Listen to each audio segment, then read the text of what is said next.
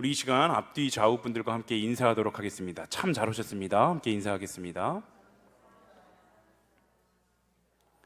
네, 한 번 더 인사하실 때는 하나님께서 오늘 우리의 기도를 들어주실 것입니다. 우리가 함께 인사하겠습니다.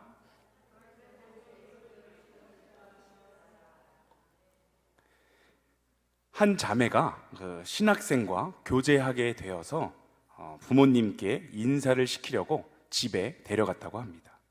저녁 식사를 한 뒤에 어머니는 남편의 옆구리를 쿡 찌르면서 물어볼 것들이 있으면 좀 물어보라고 이렇게 이야기를 했습니다. 아버지는 자신의 딸과 교제 중인 그 청년을 서재로 따로 불러서 이것저것을 물었습니다. 앞으로 우리 딸 아이와 살 집은 장만할 수 있겠는가? 그 청년이 대답했습니다. 열심히 주의 일을 하면 하나님께서 책임져 주실 것입니다. 아버지가 다시 묻습니다. 결혼하려면 돈이 필요할 텐데, 그러니까 열심히 사역하다 보면 하나님께서 공급해 주실 것입니다. 아버지가 또 다시 묻습니다. 아버지는 약간 당황해하며 다시 물었는데, 앞으로 아이를 낳아서 키울 생각은 있는가? 하니까 이제 그러자 청년이 확신 있게 또 대답을 합니다. 걱정하지 않으셔도 됩니다. 하나님께서 책임져 주실 것입니다. 아버지가 어떤 질문을 해도 그 청년의 대답은 똑같았다고 합니다. 아버지가 서재에서 나오자마자 그 앞에서 기다리던 그 어머니가 그 청년은 좀 어떤 것 같냐고 이렇게 물어보았습니다. 그러자 아버지가 이렇게 대답했는데요. 저 청년 말이야, 뭔가 문제가 있는 것 같아. 마땅한 직업도 없고 모아둔 돈도 없는 것 같아. 다 하나님이 책임져 주실 것이라고 이야기하는데 아무래도 저 친구가 나를 하나님으로 여기는 것 같아 라고 이야기를 했다고 합니다. 하나님을 믿고 사는 사람과 하나님을 믿지 않는 사람은 보고 생각하는 것이 완전히 다를 수밖에 없습니다. 하나님을 열심히 믿는 사람에게는 모든 질문에 있어서 하나님이 책임져 주실 것입니다 라는 이러한 대답은 믿음이 굉장하구나 라는 생각을 갖게 하지만, 하나님을 믿지 않는 사람들에게 저러한 대답은 굉장히 무책임해 보이고 또 굉장히 무능해 보이기까지 합니다. 이것은 하나님에 대한 믿음이 있느냐 없느냐의 차이인데, 진정으로 하나님을 따르는 사람은 하나님께 우리의 삶의 전부를 내어 맡기고 하나님의 말씀에 순종하며 살아갈 수 있는 사람입니다. 오늘 본문에는 인간적인 힘으로 더 이상 할 수 있는 것이 없어서 예수님께 모든 것을 내어 맡겼었던 한 아버지의 놀라운 믿음과, 이와는 반대로 예수님과 함께 다니며 놀라운 기적들을 많이 경험하고 체험했음에도 불구하고 분명한 믿음을 갖지 못해서 예수님께 책망을 받았던 그 예수님의 제자들이 등장합니다. 오늘 우리에게 주시는 이 말씀을 통해 하나님의 귀한 영적인 깨달음을 얻으시는 여러분들이 되시기를 간절히 소망합니다.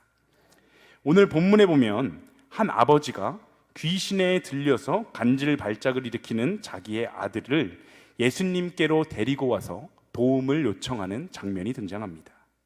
그 아들은 39절의 표현에 의하면 귀신에 의해서 갑자기 부르짖고 또 경련도 일으키고 거품도 흘리며 몸이 몹시 상하게 된다라고 지금 말을 하고 있는데, 이것은 몸과 마음이 완전히 만신창이가 되어서 한계에 다다른 그 병자의 절망적인 모습과 또 그러한 아들을 바라볼 수밖에 없는 그러한 아버지의 더 큰 절망을 잘 보여줍니다. 절망에 빠진 아버지는 아들이 귀신에게서부터 해방되기를 바라면서 예수님을 찾았는데, 마침 그때 예수님은 베드로, 야고보, 요한과 함께 변화산에 갔었고 나머지 제자들만 그곳에 있었습니다. 예수님은 그 자리에 안 계셨지만 누가복음 9장 1절에 보면 예수님께서 이미 제자들에게 모든 귀신을 제어하며 또 병을 고치는 능력과 권위를 주셨었기 때문에 제자들은 그 아들에게서 귀신을 쫓아내려고 시도했지만, 어떠한 이유에서인지는 모르겠지만 오늘 본문에서 제자들은 귀신에 들려 고통받고 있는 그 아들의 그 귀신을 쫓아내지 못합니다. 결국 제자 셋과 변화산에서 내려오신 예수님은 자신의 제자들이 귀신을 쫓아내지 못하자 믿음이 없고 패역한 세대라고 꾸짖으셨고, 당신이 직접 그 귀신을 꾸짖어서 쫓아내시고 그 아들을 온전하게 낫게 해주셨습니다.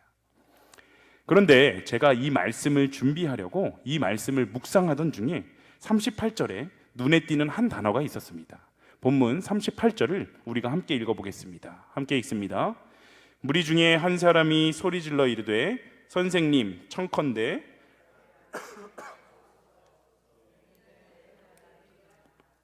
아멘. 빨간색으로 뭐라고 되어 있죠? 외아들. 외아들이라는 표현이 저의 눈에 갑자기 들어왔습니다. 그래서 오늘 본문과 같은 사건을 다룬 마태복음 17장과 또한 마가복음 9절도 살펴보았는데 분명히 같은 사건을 이야기하고 있지만 그곳에는 외아들이라는 표현이 존재하지 않았습니다. 이 외아들이라는 표현은 누가복음에만 존재하는 독특한 표현이었는데 이러한 표현은 여기에만 있는 것이 아니라 그 누가복음의 곳곳에 자리하고 있었습니다. 누가복음의 저자였던 누가는 사고를 당한 자녀를 둔 부모에 대해서 기록을 할 때 그들의 자녀가 특별히 하나밖에 없는 아들, 딸이라는 사실을 강조했습니다. 누가복음 7장 12절에 보면 나인성 과부의 죽은 아들을 그녀의 독자였다라고 말하고 있으며 누가복음 8장 42절에 보면 회당장 야이로의 죽은 딸도 외동딸이었다라고 말합니다.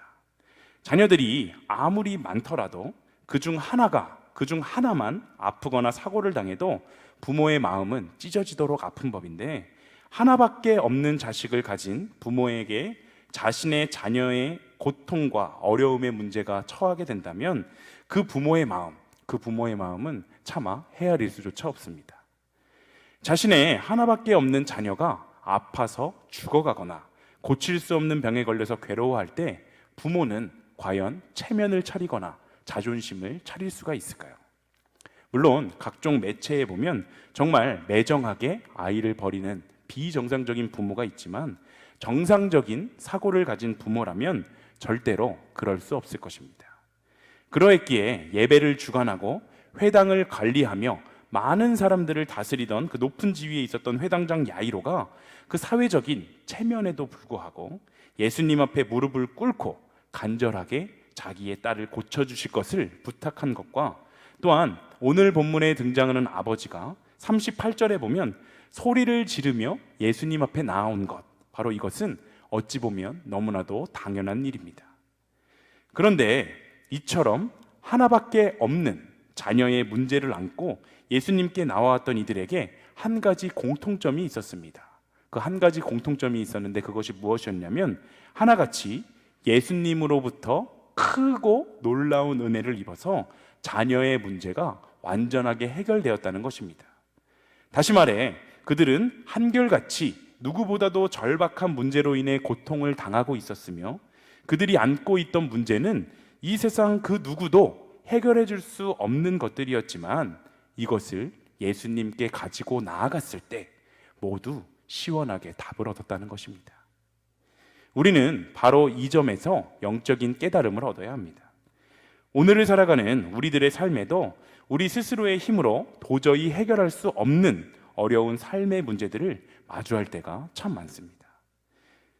우리는 그럴 때 하나님을 가장 먼저 떠올리기보다 이 문제를 해결해 줄 수 있는 주위의 사람의 도움을 찾아 이리저리 헤맬 때가 너무나도 많죠. 하지만 결국 아무런 해결도 받지 못하고 그리고 또 주님께는 제대로 간절하게 구해보지도 않았으면서 내가 이렇게 열심히 교회에 다니고 예수님을 믿어봐야 되는 게 하나도 없네 하면서 불평불만하면서 예수님을 떠나게 되는 너무나도 많은 사람들, 너무나도 많은 안타까운 사람들을 우리는 보게 됩니다. 우리는 직면하게 된 절망적인 현실 앞에서 가장 먼저 예수님을 떠올릴 수 있어야 합니다. 그리고 예수님 앞으로 그 문제를 가지고 나아가야 합니다. 그리하면 누가복음에 하나밖에 없는 그 자녀들의 문제를, 그 풀 수 없었던 문제들을 시원하게 해결해 주셨던 그 예수님께서 우리의 모든 어려움들도 분명하게 해결해 주실 것입니다. 하나님께서 우리의 모든 어려움, 모든 짐 하나님께 우리가 내어 맡기기만 하면 과연 어떠한 일들이 발생하게 될까요? 하나님은 성경 속에 수도 없이 많은 구절을 통해서 우리에게 약속을 하고 계신데 몇 구절을 함께 살펴보겠습니다. 먼저 시편 37편 5절은 이렇게 이야기하는데요, 우리가 함께 읽겠습니다.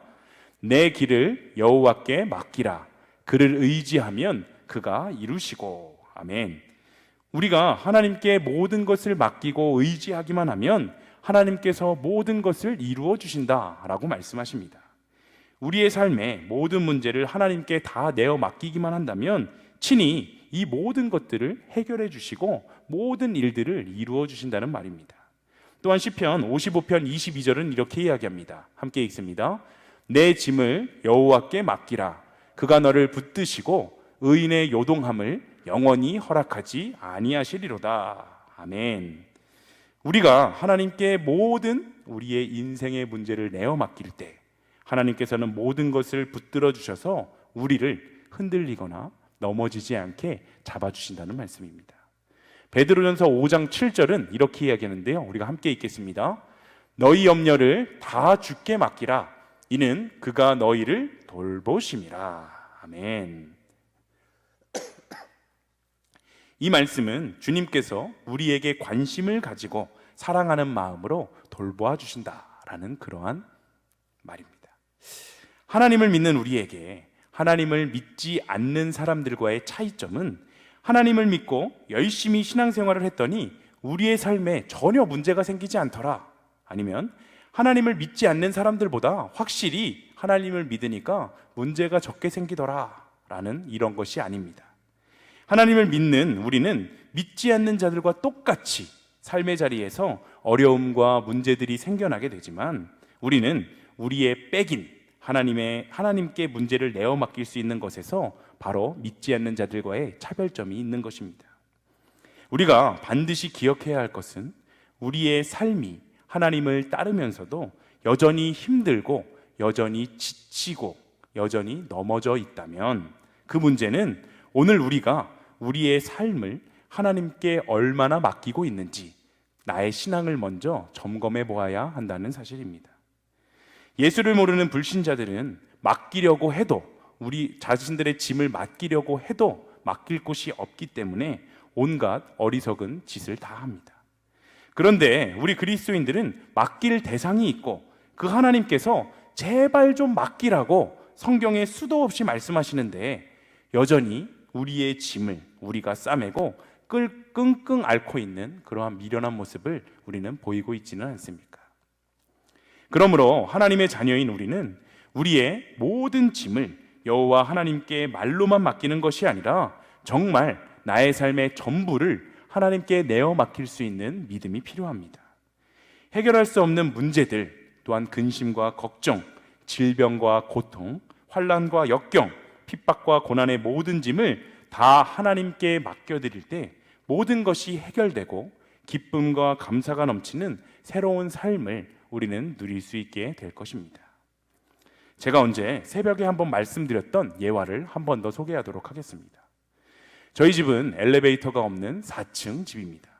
종종 첫째 아이를 어린이집에서 하원시키면서 집으로 돌아갈 때 짐이 많아서 혼자 들기에 버거울 때가 있는데 언젠가는 저희 첫째가 주차장에서 아빠가 힘드니까 짐을 나누어 들어주겠다고 그렇게 기특한 소리를 하더라고요. 물론 그게 저에게 얼마나 큰 도움이 되겠냐마는 그래도 고마운 마음으로 아이에게 짐의 일부를 맡겼습니다. 그랬더니 한다는 소리가 이제 아빠 나를 좀 안아주세요 라고 했습니다. 이것이 무슨 상황입니까? 아들이 짐을 나누어 들어준다고 하더라도 결국 제가 아들을 안고 집으로 올라가게 되면 그 무게는 고스란히 저에게 옵니다. 그래도 그날은 아이의 예쁜 마음을 통해 기쁜 마음으로 아이를 안고 올라갔던 기억이 납니다. 저희 아들에게 주어졌던 그 짐이 아빠에게 안기게 되었을 때 더 이상 짐이 아닐 수 있게 되었듯이 이것은 우리의 삶에도 마찬가지로 적용할 수 있습니다. 우리가 하나님께 아무리 내어 맡겨도 여전히 나의 눈앞에 있는 문제가 사라지지 않는 것 같고 여전히 나를 괴롭히는 것 같습니다. 하지만 그렇지 않습니다.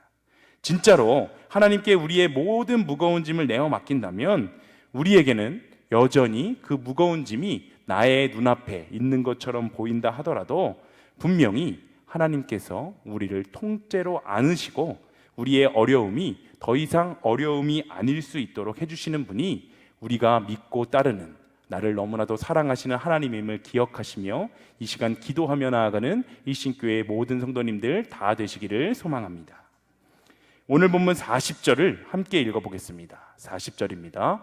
당신의 제자들에게 내쫓아 주기를 구하였으나, 아멘.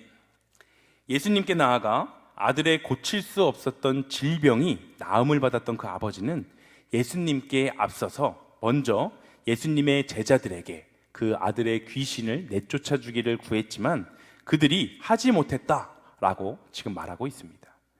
분명히 제자들은 누가복음 9장 6절에 보면 각 마을에 두루 다니며 곳곳에 복음을 전하며 병을 고쳤다라고 분명하게 이야기를 하고 있는데, 오늘 본문 40절에는 그러한 권능, 그러한 예수님의 능력이 전혀 보이지가 않습니다.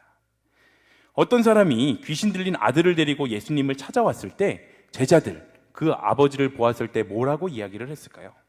예수님이 잠깐 지금 부재 중이시니까 다음에 다시 오세요 라고 말했을까요? 아마 예수님은 안 계시지만 자기들이 예수님의 제자인데 우리들도 그 귀신을 내쫓을 수 있으니까 그 아들을 한번 데려와 보세요 라고 이야기를 했을 겁니다. 이미 자신들이 누가복음 9장 1절에 보면 예수님께 모든 귀신을 제어하며 병을 고치는 능력과 그 권위를 받았었기 때문입니다. 그래서 자신 있게 아이에게 예수 그리스도의 이름으로 귀신아 떠나가라 라고 외쳤을 것인데 귀신은 나가지 않았고 여전히 아들을 괴롭히고 있었습니다. 이것이 과연 어찌된 일이었을까요? 예수님이 주셨던 그 능력과 권위가 시간이 지났기에 서서히 사라지고 만 것일까요? 오늘 본문에는 등장하지 않지만 동일한 사건을 다루고 있는 마태복음 17장 19절과 20절은 이렇게 이야기를 합니다. 우리가 함께 읽어보겠습니다. 함께 읽습니다. 이때에 제자들이 조용히 예수께 나와 이르되 우리는 어찌하여 쫓아내지 못하였나이까? 이르시되 너희 믿음이 작은 까닭이니라.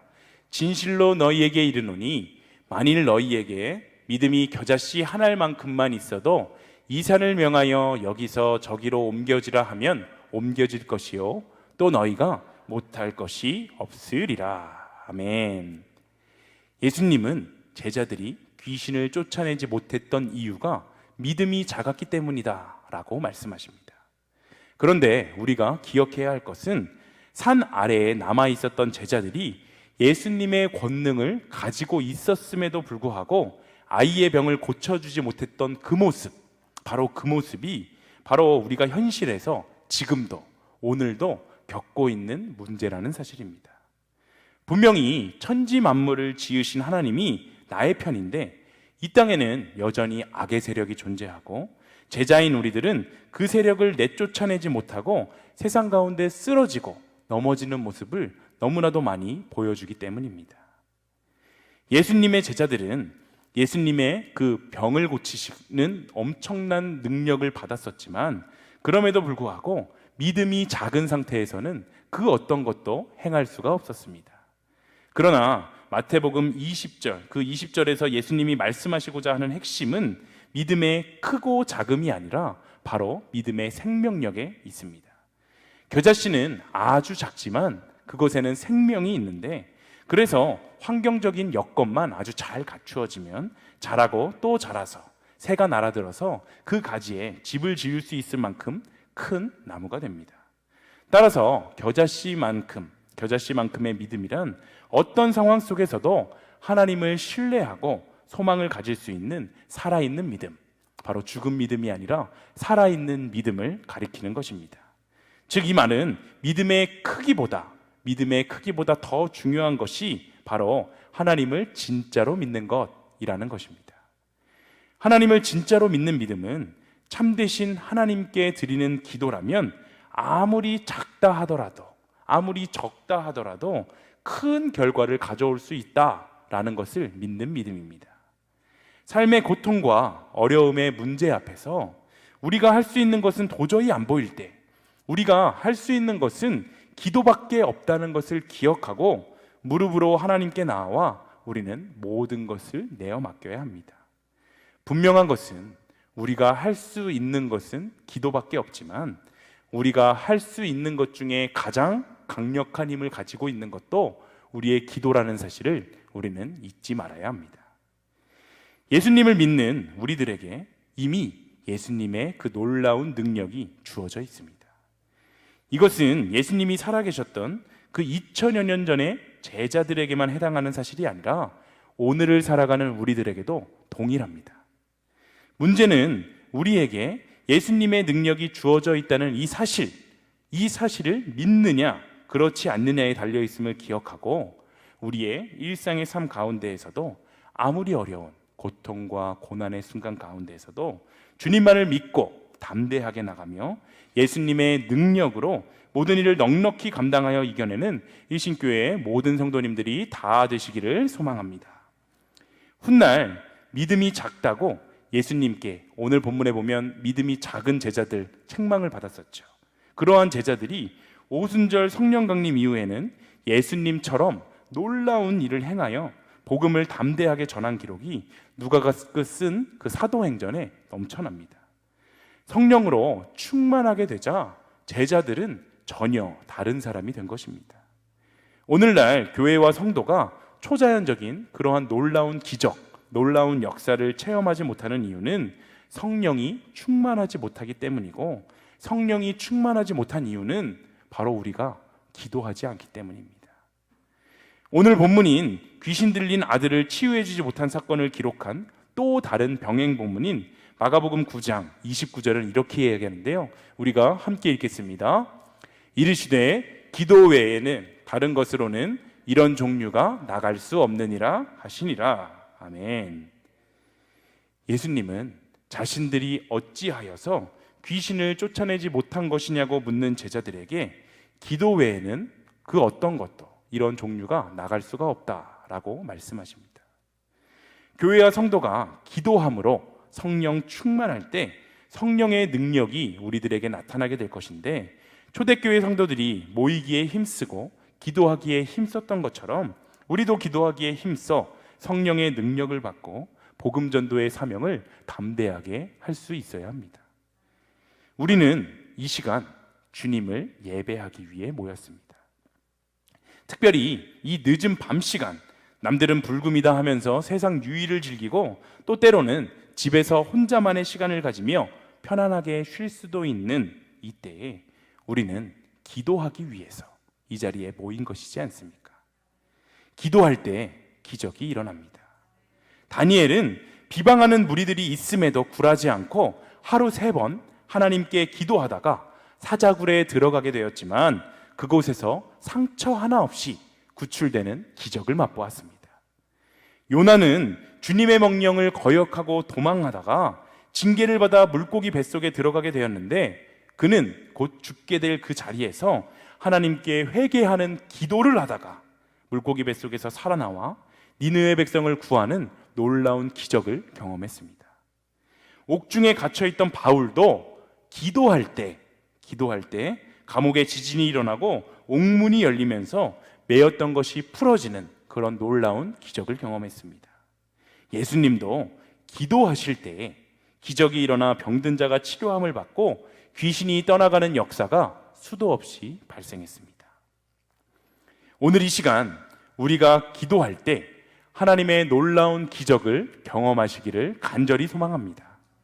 우리는 각각 모습도 다르고 삶의 현장도 다르고 우리의 모든 것이 다른 우리이지만 주님의 이름으로, 그 예수님의 이름으로 하나 되어 연합할 때, 주님의 이름을 부르짖으며 한 마음으로 기도할 때 하나님의 놀라운 기적이 우리들에게 임할 것임을 확신하며 나아가는 우리 모두가 되기를 간절히 소망합니다. 이 시간 함께 주신 말씀을 기억하며 주만 의지에 찬양하도록 하겠습니다. 이 찬양을 부르시며 결단하는 시간을 갖도록 할 텐데요, 우리가 함께 가사를 묵상하시며 함께 찬양하도록 하겠습니다.